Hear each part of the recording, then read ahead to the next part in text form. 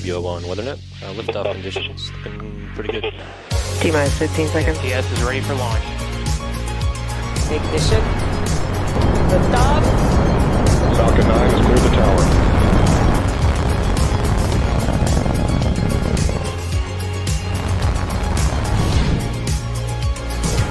Ten, 9, 8, Side booster ignition. 6, 5, 4, 3, 2, 1.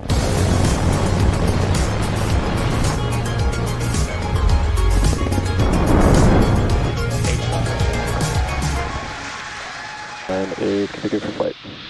10, 9, 8, 7, 6, 5, 4, 3, 2, 1, 0.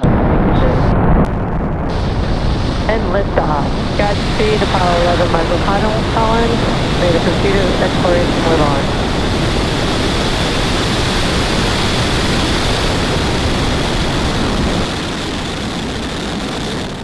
Vehicle's pitching downrange.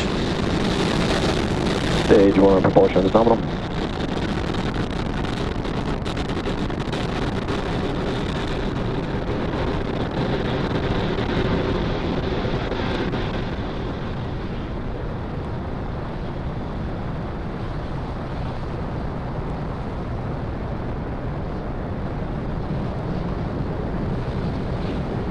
Falcon 9 has successfully lifted off from Cape Canaveral Space Force Station carrying our stack of Starlink satellites to orbit.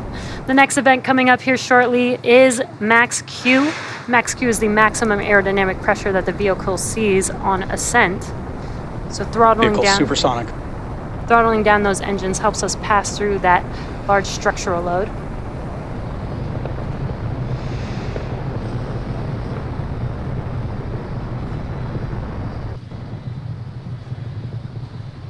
Vehicle has reached maximum aerodynamic pressure. And there's that call out that we passed through Max Q. In about a minute, we'll have 3 events happening within seconds of each other.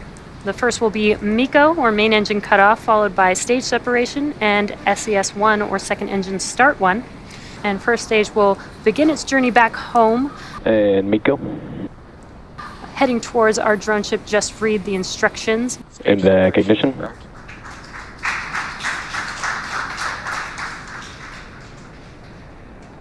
Continues on its journey with the third event, SES1, or second engine start 1.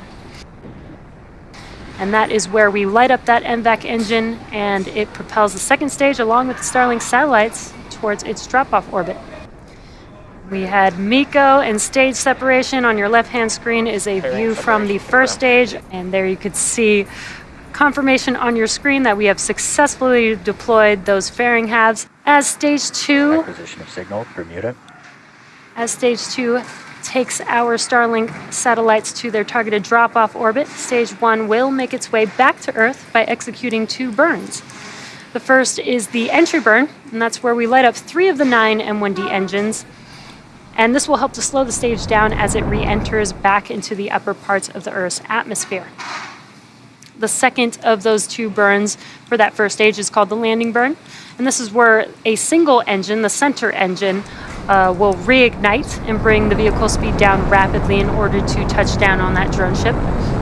As a reminder, we are attempting to land on Just Read the Instructions tonight. And those M1D engines do have a thrust of 190,000 pounds, so that's sure. And then we heard a good call out for SECO. That's second engine cutoff. Vehicle's following a nominal trajectory. Now, if you're just catching up with us, we had a successful launch of Falcon 9 from Cape Canaveral Space Launch Complex 40, and you're looking at a live view. Stage 1 is currently cruising back to Earth towards our drone ship. Just read the instructions out in the Atlantic Ocean.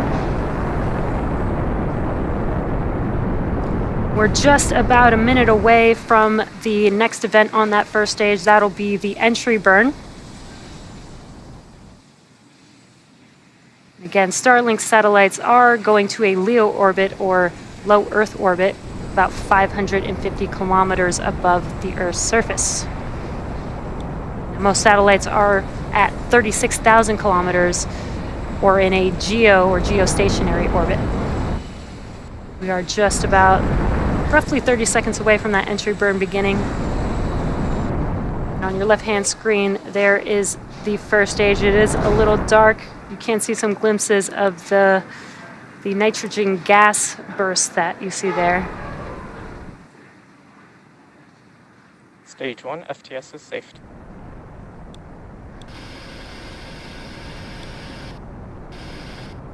Stage 1 entry burn.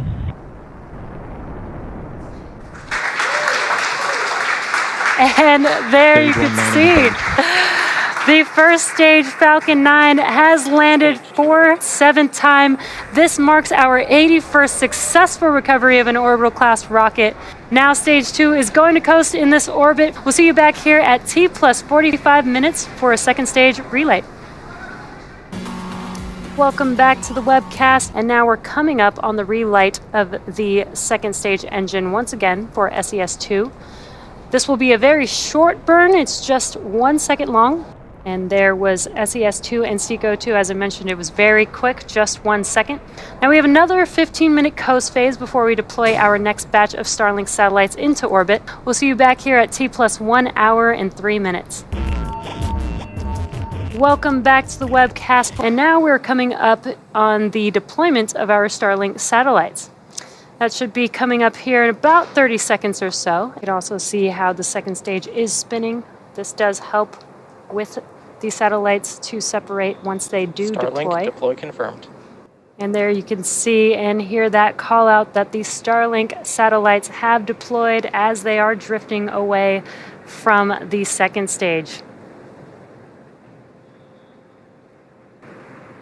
You may notice a slightly different look of these sats on this mission, as some have been painted white for thermal reasons. This will not impact the satellite